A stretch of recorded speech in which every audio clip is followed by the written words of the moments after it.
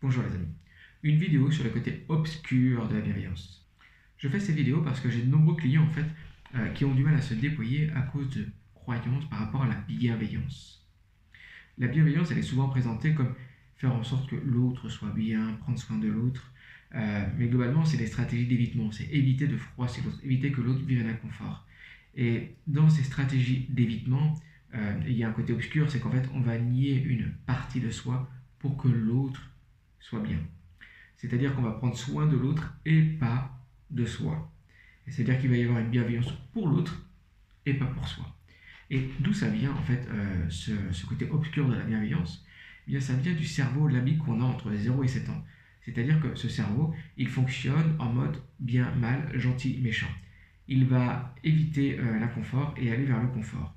Et quand on est petit et que du coup on ne prend pas soin de l'autre ou on ne répond pas bien à, à notre entourage, ben, du coup on n'est pas aimé. Et on comprend que pour avoir l'amour, il faut avoir un certain type de comportement. Et on comprend que le rôle de la bonne personne, être bienveillant envers l'autre, c'est indispensable de notre survie. Car si on n'a pas l'amour, en tant qu'enfant, on meurt. Et donc la bienveillance est mise comme un système de survie, c'est-à-dire que j'ai intérêt à être bienveillant envers les autres, sinon je vais être rejeté et je vais me retrouver seul. Ce qui fait que pour éviter d'être seul, je me nie. Et pour vivre le bien-être avec les autres, je me nie, donc je ne vis pas le bien-être. Ce qui, mis en évidence comme ça, peut paraître incohérent. Mais c'est le propre du cerveau limbique, c'est-à-dire le cerveau qu'on a entre 0 et 7 ans, le cerveau émotionnel, de mettre des stratégies qui vont nous desservir. Car il ne voit pas les conséquences de ces stratégies. En l'occurrence, être bienveillant envers les autres pour vivre l'harmonie va faire en sorte que je me nie et donc je ne vis pas l'harmonie. Et globalement, la bienveillance, c'est surtout des stratégies d'évitement des émotions. Il faut éviter que l'autre soit en colère, il faut éviter qu'il ait peur, il faut éviter qu'il soit triste. Et donc on fait attention à ce que l'autre ne vive pas l'inconfort. Comme si c'était un bébé, comme si c'était un enfant qui avait un cerveau immature et qui n'avait pas les moyens de faire autrement que de subir ses émotions. Donc globalement, dans ces stratégies d'évitement qu'est la bienveillance, il s'agit surtout d'éviter de vivre un inconfort, d'éviter de vivre en miroir l'émotion de l'autre. L'autre est en colère, je ne peux pas vivre cette émotion, donc je vais éviter qu'il soit en colère. L'autre est triste, j'ai du mal à vivre cette émotion, donc je vais éviter qu'il soit triste. Je suis bienveillant envers l'autre et en fait, je me sers moi. Ça me rappelle un exemple quand j'animais une formation en crèche, personnel de crèche, où j'expliquais le processus émotionnel, donc pour des enfants et de comprendre pourquoi ils réagissaient de telle manière ou telle autre. Une personne me dit mais oui, mais pour les bébés, quand le bébé est pas bien, qu'est-ce qu'on fait? Et donc, je lui demande comment elle est, et en fait, il y avait comme une inquiétude. Il est pas bien, attention, autre, oh là là, il faut faire quelque chose. Et donc, du coup, je lui dis, ok, vous mettez à la place du bébé, lui, il en a un confort, il flippe, et il voit que vous n'êtes pas à l'aise. Et il dit, bah, j'ai bien raison d'être insécure, quoi. Okay, parce que ce qu'il ressent, c'est de l'insécurité. Donc, il se dit, j'ai bien raison d'être en insécurité. Et donc, je lui ai posé la question, et je lui ai dit, d'après vous, le bébé, en fait, qui est insécure, il a besoin de quoi? Est-ce qu'il a vraiment besoin de quelqu'un qui s'inquiète? Oh là là, attention. Vraiment? Et du coup, ça les a fait rire, mais du coup, elle a compris en fait que l'enfant, il avait besoin en fait d'une vraie présence. Okay, il n'avait pas besoin d'inquiétude, il n'avait pas besoin de peur, il a besoin d'une présence, d'attention. Et c'est ça qu'elle a sécurisé. Et le côté obscur de la bienveillance, c'est ça, c'est-à-dire que je m'inquiète pour l'autre. Je mets de la peur en disant je suis bienveillant. Non, c'est que là, on est en train de mettre de l'inquiétude, on est en train de mettre de la peur chez l'autre, mais on n'est pas en présence à l'autre. On ne lui permet pas de vivre ce qu'il a à vivre. On lui dit ce que tu vis, c'est un problème, il faut le régler. Tu ne veux pas être triste, tu ne veux pas être en colère. C'est mal. Donc, c'est qu'en fait, c'est une fuite des émotions. C'est une fuite de l'inconfort. La bienveillance, c'est la capacité à être présent à l'autre, à être présent à ses émotions, à être présent à son inconfort, à ce qu'il vit. Ça m'a une personne qui m'avait posé une question quand j'ai eu un stage, et quand je lui ai répondu, ça a appuyé sur un point et elle est sortie de la salle en pleurant. Donc je me suis excusé et je suis sorti de la salle, et là j'étais en présence avec elle. Et vu que je rejoins les énergies, je sentais ce qui était là, cette tristesse. J'étais présent avec elle et je lui disais que je sentais ce qui était là et que ça allait passer, mais qu'il fallait être présent à ce qui était là, quoi. Et elle sentait en fait que c'était en train de passer, tout simplement, parce qu'il y avait juste une présence qui accueillait ce qui était là. Il n'y avait pas un sauveur qui cherchait à sauver une victime parce qu'elle vivait une émotion de tristesse. Et oh là là, mon Dieu, il l'a fait pleurer. Oh là là, c'est pas bien. Oh là là, il y a des émotions. On vit pas des émotions à nous, hein. on a peur des émotions. Hein. C'est que c'est un peu le propre de ce qui se cache derrière la bienveillance quand on voit ce côté obscur. C'est qu'il y a une peur des émotions. Il n'y a pas de présence. La bienveillance, c'est pas que la proloche, hein. C'est d'être là à ce que l'autre vit. Et ça me fait aussi penser à une autre personne qui, à un moment donné, s'était mis en colère parce qu'il y avait un vrai désaccord et j'étais vraiment pareil, présent à cette émotion de colère et j'ai pu être stable et l'observer.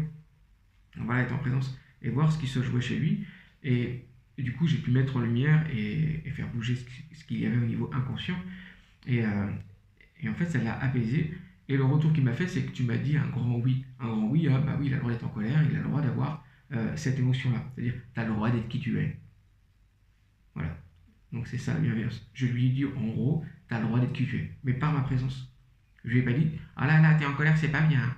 Ah non, non, tu vas pas aller au paradis. Ouh là là. Non, il a le droit d'être en colère. Et l'acceptation de cette colère fait que j'étais stable. Je n'ai pas refusé ça et j'ai pu trouver et j'ai pu voir ce qui se joue chez lui pour faire bouger la structure inconsciente. Et donc c'est ça qui moi me gêne profondément en fait dans ce côté obscur de la bienveillance, c'est qu'il y a des gens qui vont se nier pour éviter que d'autres vivent un inconfort qui leur appartient. L'objet, c'est pas de dire non mais je m'en fous, tu vis ta vie, c'est tes émotions, ça m'appartient pas, et de pas prendre en compte l'autre.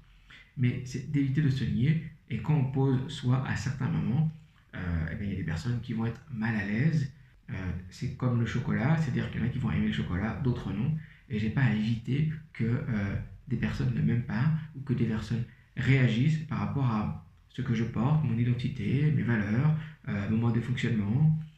Ils sont prêts à me jeter des cailloux. Bon, c'est comme ça. Hein. Donc voilà, ils ne savent pas dire je, donc ils cherchent à détruire tout ce qui n'est pas comme eux. Ils ont du mal à poser leur identité. Et donc en fait, la bienveillance, c'est pas d'éviter que ces personnes-là vivent un inconfort parce qu'ils n'acceptent pas la différence. C'est que chacun a son histoire personnelle et a ses réactions émotionnelles liées à son histoire de vie. Et on n'a pas apporté les histoires de vie de tout le monde.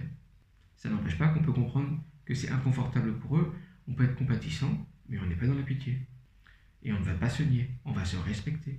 L'exemple que je donne souvent, c'est que si moi je veux me faire des tomates, et que je pose mon stand et que je vends mes tomates, et que j'ai plein de personnes qui achètent les tomates, mon style de tomate que je fais, on peut très bien y avoir une personne qui arrive et qui dit oui mais les tomates c'est pas bon, les carottes c'est mieux, et du coup il est en train de vouloir détruire ce que je fais. Donc je vais pas passer mon temps à dire ah oui mais faut que je m'occupe de lui parce que quand même, tu comprends, il est pas bien, il n'aime pas les carottes mais je vais lui expliquer que bon, et en fait si je m'occupe de lui, bah, les 100 personnes qui attendent pour avoir mes tomates, je m'en occupe pas. Donc elle est où la bienveillance? Je m'occupe de qui? Oh bah, je sais plus, là je suis perdu, j'arrive pas à être bienveillant avec tout le monde. Mais on peut pas. On va lui répondre que s'il n'aime pas les tomates et qu'il aime les carottes, bah, qu'il aille au stand des carottes. Point. Il a le droit de ne pas aimer les tomates. Il n'y a aucun souci. Mais j'ai pas de temps à perdre parce que là, moi ce que je fais, c'est pour les gens qui aiment les tomates. Et je ne suis pas malveillant envers cette personne qui n'aime pas les tomates et qui préfère les carottes. Je choisis les personnes pour qui je donne mon temps et mon énergie. Et c'est pas malveillant ça. Mon temps est limité, mon énergie est limitée. Donc je dis non. Je pose un non. Et je me focalise sur les personnes que je veux servir. Et après, si je suis boulanger, que quelqu'un arrive et qu'il veut un steak, bah je fais pas de steak. Et je vais pas essayer de faire un steak parce qu'il veut un steak. C'est tout. Je suis boulanger, je fais du pain. Donc je suis bien ici pour prendre du pain. Je suis pas malveillant si je refuse de lui donner un steak parce que je fais du pain. Bah, c'est pareil. Et ça, c'est pareil pour votre place. Que ce soit dans le domaine professionnel, moi je vois beaucoup pour les entrepreneurs, c'est qu'à un moment donné, quand vous choisissez une cible, bah, vous n'aidez pas tout le monde. Et donc il y a des gens qui, évidemment, quand vous présentez quelque chose, vous mettez vos tomates, bah, ils vont dire que c'est pas bon, que c'est pas bien, et que les carottes c'est mieux.